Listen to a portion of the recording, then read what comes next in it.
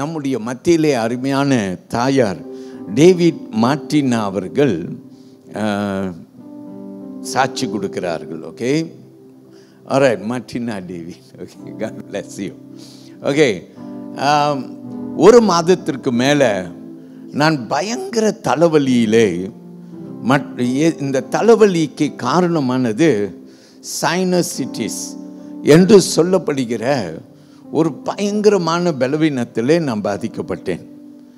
நான் மருத்துவர்களை, ENT surgeon எல்லாரையும் கன்சல்ட் பண்ணியிருக்கிறேன்.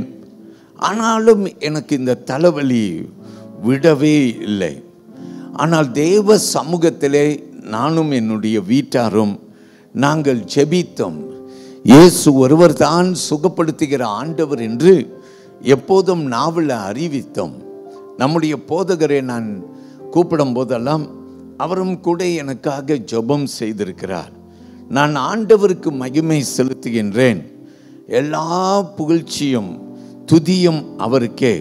பிரியமானவர்களே, இன்றைக்கு ஆச்சரியமாய் டாக்டர்ஸை நான் கண்டு மருத்துவங்களை எடுத்தாலும் என்னை சுகப்படுத்தின ஆண்டவர் கரம் என் மேலே பட்டது. இன்றைக்கு ஆலயத்தில் சுகத்தோடு நான் நிற்கிறேன். எல்லா மகிமை ஆண்டவருக்குன்னு சொல்லுகிறார்கள். எல்லாரும் கரங்களை அப்படியே உயர்த்தி ஆண்டவரை மகிமைப்படுத்தும். கர்த்தர் பெரியவர். இறுதியாக அம்மா சமாதானம் நம் மத்தியிலே சாட்சி கொடுத்திருக்கிறார்கள்.